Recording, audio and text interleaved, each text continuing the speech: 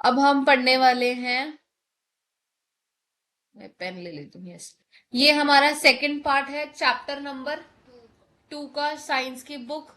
और इस चैप्टर का नेम है micro organism. Micro organism. Class है 8th, ठीक है। और स्कूल का नाम है BMPS, बाल मंदिर, ठीक है। हम आ गए हैं पेज नंबर 33 पे। पार्ट 1 इसका ऑलरेडी अपलोडेड है, ठीक है। हमें पार्ट 2 से पढ़ना है। पार्ट 2 हमारा है एल्गी। एल्गी क्या होता है? एल्गी हम यहाँ से चेक करेंगे, इसके आगे सारे पार्ट्स हम इसी से बुक से क्लियर करते जाएंगे। They are primitive simple plants containing chlorophyll. इसके अंदर क्या होता है? क्लोरोफिल होता है, which help them to synthesize their own food, जो खुद के फूड के लिए हेल्प करते हैं। They are popularly known as seaweeds. इन्हें क्या कहा जाता है? सीवीड्स कहा जाता है। नेक्स्ट है आपका हैबिटेट। हैबिटेट क्या होता है? They are found in moist place. ये कहाँ पाए जाते हैं? मॉइस्ट प्लेस में, such as rock, rock sleeves in in aquatic habit lake. Habitat मतलब ये गीली जगहों में पाया जाता है जहां पर नमी होती है। नमी कहाँ कहाँ पर देखने को मिलेगी आपको? पॉन्ड, डिचेस, स्टेगनेंट वाटर मतलब रुका हुआ पानी, लेक, ठीक है। साइज कितना कितना होता है एलगीज का? 1 माइक्रो। सेवरल मीटर, 1 माइक्रोन से सेवरल मीटर तक होता है। एलगी आपने ग्रीन एलगी देखी होगी, ब्लू कलर की एलगी देखी होगी, ठीक है। काई देखते हो? काई बारिशों के अंदर जम जाती है, ये उसे एक बोला जा रहा है, ठीक है। स्ट्रक्चर कैसा है? Algae have a thalloid body. कैसी बॉडी होती है? थाइलॉइड बॉडी होती है। Instead of a true roots, true roots नहीं होते, स्टेम नहीं होते, और लीव्स के बजाय, ठीक है। दे कैन बी यूनिसेलुलर और मल्टी सेलुलर। ये हमारी क्या हो सकती है? यूनिसेलुलर या multi cellular. Found in colonies और सिंगुलरली, ये अकेले भी पाए जा सकती हैं या फिर कॉलोनीज में भी, झुंड में भी पाई जा सकती हैं। अब आप देखोगे कौन सी एल्गी को क्या कहा जाता है। जैसे ग्रीन एल्गी को क्या कहा जाता है? स्पायर वगैरह, ठीक है। ब्लू ग्रीन एल्गी को क्या कहा जाता है? एनाबीना। ब्राउन एल्गी को क्या कहा जाता है? फक्कस, ठीक है। रेड एल्गी को क्या कहा जाता है? पॉलिस्फोनिया। गोल्डन ब्राउन एल्गी को क्या कहा जाता है? डाइटम्स, ठीक है। Nutritions, algae can synthesize their own food by the photosynthesis. Basically ये क्या होते हैं? ऑटोट्रॉप्स होते हैं, क्योंकि ये अपना खाना खुद बनाते हैं। रिप्रोडक्शन देखेंगे, algae produce by binary fission. Binary fission के थ्रू प्रोड्यूस रिप्रोड्यूस करते हैं, फ्रेगमेंटेशन के थ्रू करते हैं, ठीक है, और बाय सेक्सुअल मीन्स। एल्गी होने के क्या क्या फायदे हैं? Beneficial algae as a fertiliser. एक एल्गी किसका काम करती है? फर्टिलाइजर का काम करती है। Blue green algae such as nostoc और anabaena, they have ability to fix atmospheric nitrogen. इनके अंदर क्या एबिलिटी होती है कि ये किसको फिक्स कर सकते हैं? एटमॉस्फेरिक नाइट्रोजन को। Therefore they use as a fertilizers, इसीलिए हम इन्हें किस फॉर्म में यूज करते हैं? फर्टिलाइजर्स। सेकेंड हम क्या देखेंगे? Food for aquatic organism. ये किसके किसका खाना होते हैं ये?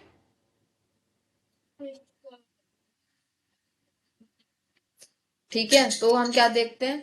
फिशेस का खाना है या फिर aquatic animals. Food for humans, ठीक है। हमारे लिए भी बहुत ज्यादा इंपॉर्टेंट होता है, क्यों? क्योंकि ये बहुत अच्छा सोर्स होता है प्रोटीन का, ठीक है। प्रोटीन का बहुत अच्छा सोर्स होता है। अगर आप देखोगे ब्राउन एल्गी को देखोगे या फिर सीवीड्स को देखोगे, जैसे कि प्रोफेरा या फिर कॉन्ड्रा, ठीक है, ये किस लिए यूज होते हैं? फूड, अलग अलग कंट्रीज के अंदर ये एज अ फूड इस्तेमाल करा जाता है, मतलब फिर से ये लोग ग्रो भी करते होंगे, ठीक है। विटामिन एंड मिनरल्स, ठीक है। Algae are such algae are rich source of vitamin minerals. Vitamin और मिनरल का ग्रीन मतलब अच्छा खासा सोर्स होते हैं। Brown algae such as kelp are an important source of, किस चीज का इम्पोर्टेंट सोर्स है? आयोडीन का, सोडियम का और पोटेशियम का, ठीक है। इंडस्ट्रियल यूज क्या होता है? अगर अगर obtain from the red algae, ठीक है, is use in the manufacture of jellies और कॉस्मेटिक। तो अब ध्यान रखना, जितनी भी तरीके की जेली खाओ या फिर कोई भी कॉस्मेटिक प्रोडक्ट इस्तेमाल करो, जैसे तू तो कर नहीं सकता, ठीक है, तो जितने भी कॉस्मेटिक्स होते हैं उनमें कहीं ना कहीं किसका इस्तेमाल करते हैं हम लोग, एल्गीज का। अच्छा, ये करती है कॉस्मेटिक इस्तेमाल, पूरे पूरे करती है।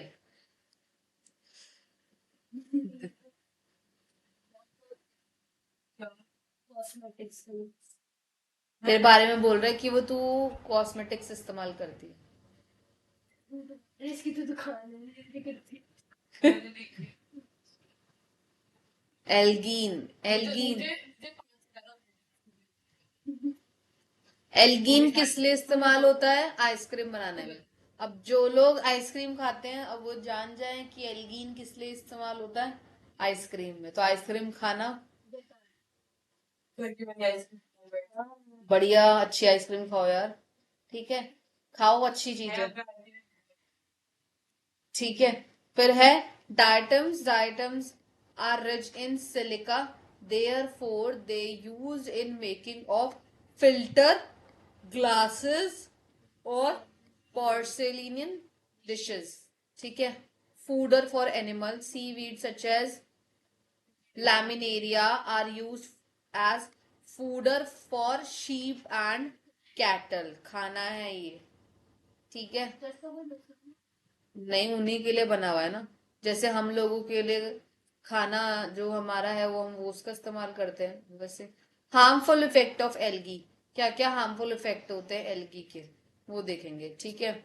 Eutrophication, algae reproduce very rapidly and form a mat like structure on water body such as lake. हम देखते हैं ना पानी के ऊपर एकदम से ग्रीन ग्रीन, वो जल्दी बढ़ती हैं, ठीक है। This this algal mat leads to oxygen deficiency. अब क्या होगा, पानी के ऊपर कोई चीज आ जाएगी तो ऑक्सीजन प्रॉपर तरीके से फ्लो होगा, नहीं हो पाएगा, ठीक है। लिमिट, वाटर की जो लिमिट है या फिर सन तक पहुंचने की जो लिमिट है वो क्या हो जाएगी, वो बहुत कम हो जाएगी, पानी तो पहुंच ही नहीं पाएगा, है ना। तो आप क्या देखोगे, किसको सबसे ज्यादा दिक्कत होगी, एक्वेटिक एनिमल्स को। ना तो पानी से साफ मिल रहा है, ना वो ऊपर आ सकती हुई एल्गी ने कवर कर रखा है, और सनलाइट की रेज भी नहीं पहुंच रही। अभी आप फूड है, नीचे वाले, नीचे वाले जो बिल्कुल पानी में, समुद्र वाले। अब हम नेक्स्ट पढ़ेंगे प्रोटोजोया। प्रोटोजोया आर यूनिसेलुलर ऑर्गेनिज्म, ठीक है। अब हम इसकी कैरेक्टरिस्टिक्स पढ़ेंगे, ठीक है। Habitat, they are found in variety of place such as pool, ditches, tanks, soil, inside the human body, animal body, insect, insect जैसे termites इसकी फॉर्म में मिलते हैं।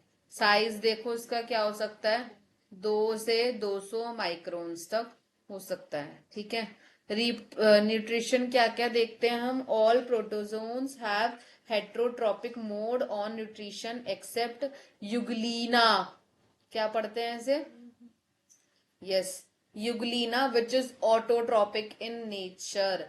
ये सारे हेट्रोट्रॉपिक होते हैं, बस एक यूग्लिना ही ऐसी होती है जो क्या होती है, ऑटोट्रॉपिक होती है। दे मे बी पैरासिटिक, ठीक है, ये पैरासिटिक हो सकती है या फिर सेप्रोफाइटिक हो सकती है, ठीक है, और सिम्बायोटिक हो सकती है। फिर हम क्या देखेंगे, shapes, they exist in variety of shapes, they may be irregular shape like amoeba. ये इरेगुलर शेप में होती है जैसे कि ओमीबा, या फिर पैरामीशियम, या फिर युगलीना। स्पिंडल शेप्ड किसकी होती है, युगलीना की। रिप्रोडक्शन कैसे होता है इनका, बाइनरी फिजन, बडिंग या स्पोर फॉर्मेशन, ठीक है। बेनिफिशियल प्रोटोजोया, बेनिफिशियल प्रोटोजोया क्या है, प्रोटोजोया, अब देखो ये दो दो पॉइंट्स है, ये तो पूरे के पूरे ही लिख लेना, ठीक है। हार्मफुल प्रोटोजोया कौन से, डिजीज ह्यूमन में कौन सी होती है और एनिमल में कौन सी होती है, ये वाले लिख लेना, ह्यूमन में कौन सी पाई जाएगी और एनिमल में, ठीक है। जैसे अगर ह्यूमंस में होगा तो क्या होगा, मलेरिया हो जाएगा, स्लीपिंग सिकनेस हो जाएगी। स्लीपिंग सिकनेस पता है बीमारी है,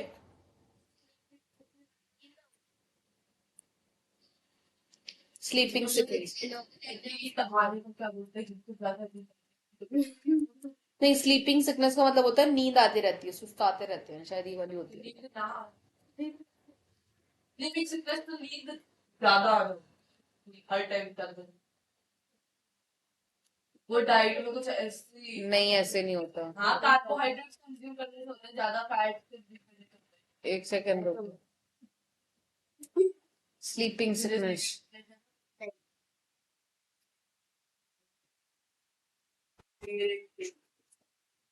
क्लासेस हो जाते हैं, बोलते हैं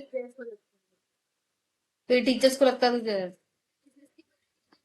नहीं, बस रीडिंग करवाते रहते हैं, जिंदगी से बाकी है। बोल रहा है बेटा, यस यू, आपके मुंह में रसगुल्ला डालेंगे ना, मोतीचूर का लड्डू डालेंगे, तब भी आप ऐसे हो बात। हाँ, स्लीपिंग सिकनेस यही है। स्लीपिंग सिकनेस की शुरुआत में बुखार, सिर दर्द, खुजली, जोड़ों में दर्द, परेशानी होती है। पहले तो ये वो नॉर्मल बता रहे हैं। ठीक है, बीमारियों के नाम देख लेना। अब यहाँ पे आ जाओ, कम्युनिकेबल डिजीजेस कौन कौन सी होती हैं। कम्युनिकेबल डिजीज पहले तो हमें पता है कौन सी होती है, जो एक जगह से दूसरी जगह छूने पे हो जाते हैं, कम्युनिकेट करने पर हो सकती है। ठीक है, the disease which can be transferred from an infected person to a healthy person through air, water, food, physical contact, यही सब हमारी क्या कहलाती हैं, कम्युनिकेबल डिजीज। जैसे कि कॉमन कोल्ड हो गया, जो छींकने से होता है, जिसमें क्या होता है, फाइन ड्रॉपलेट्स जो होते हैं वो हमारे नॉस्ट्रल से जाते हैं और हवा के अंदर स्प्रेड हो जाते हैं, जिस वजह से ब्रीथिंग में दिक्कत होनी चालू हो सकती है हमें। Insects and animals such as flies, mosquito, dogs, ये इन सब के अंदर भी हमें क्या देखने को मिलती है, कुछ कम्युनिकेबल डिजीज देखने को मिलती है, जो एक इन्फेक्टेड पर्सन से एक हेल्दी पर्सन तक जा सकती हैं, क्योंकि माइक्रोब ट्रांसफर होते हैं। फिर एक और है कॉमन, वो है फीमेल एनोफ्लीज। ठीक है, एनोफ्लीज मॉस्किटो मच्छर है, जिससे क्या होता है, मलेरिया होता है। फीमेल एडीज से क्या होता है, डेंगू होता है। डेंगू और मलेरिया कोई मेल मच्छर के काटने से नहीं होता, फीमेल के काटने से होता है, इतना ध्यान रखना। ठीक है, तो इनमें डेंगू मलेरिया में डिफरेंस। चेक करके आना। Spread malaria and dengue can control by destroying breeding places of these mosquitoes, जैसे कि वाटर टैंक्स, कूलर, टायर्स, हमें पानी भर के यहाँ पर नहीं रखना चाहिए। अब हमें क्या कराना चाहिए, वैक्सीनेशन प्रॉपर कराना चाहिए। ठीक है, वैक्सीनेशन कैसे करा सकते हैं, when ever a disease carrying microbe or another any foreign particles to enter the body react by producing antibodies to fight against the microbes. हमारी खुद की बॉडी भी क्या करती है, माइक्रोब से लड़ने के लिए एंटीबॉडीज को वो करती है। Once the antibodies have been produce, जब एक बार प्रोड्यूस हो जाती है, they are remain there in the blood to fight disease causing the microbes in the subsequent encounter। वही जो प्रोड्यूस हो जाते हैं, तो बाकी रेस्ट केस में क्या करते हैं, जो बचे हुए माइक्रोब्स होते हैं उसको मारने के लिए फिर दोबारा प्रोड्यूस करके उन्हें बीमारी खत्म करने की कोशिश करती है। This property of immune system is utilized by develop vaccine. ये किस वजह से होती है, हमारी वैक्सीन की वजह से होती है। डेड और weekend diseases causing microbes given orally or injected in order to develop antibodies in the body which protect us from future generation by microbes. ये बोल रहे हैं कि कैसे आप फ्यूचर जनरेशन को सिक्योर करके रख सकते हो। ऐसे करके क्वेश्चन आएगा तो आपको ये आंसर लिखना है, डेड वाले से लेकर future generation infection by the microbes तक के लिए। ठीक है, दीज डेड्स और weekends microbe constitute a vaccine. Vaccine से होता है, और इसी फिनोमिना को जब हम इंजेक्ट कर देते हैं ना वैक्सीन, तो इसे क्या बोलते हैं, वैक्सीनेशन कहते हैं। वैक्सीनेशन पूछा जा सकता है, तो ये लिखना है। हो गया खत्म। इसका चैप्टर निकाल के दे दो उससे, कौन सा निकालू। राधिका चैप्टर बता दो। तो वैक्सीनेशन बॉडी है, उसमें कुछ जैसे जर्म्स कुछ माइक्रोब्स देख लेगी कुछ।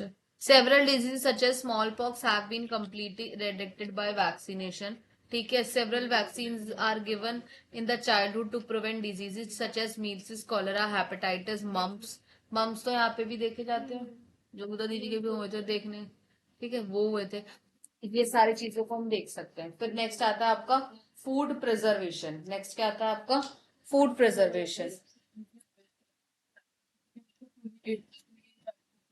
ऐसे बचे इसके बचे topic Food material has a tendency to getting spoiled by microorganism. Therefore, we need to preserve food in order to fresh for a longer time.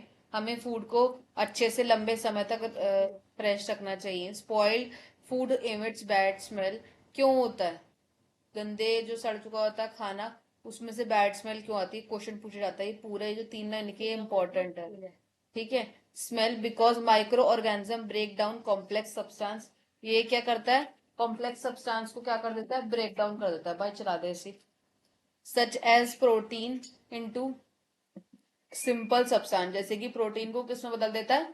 Simple substance में.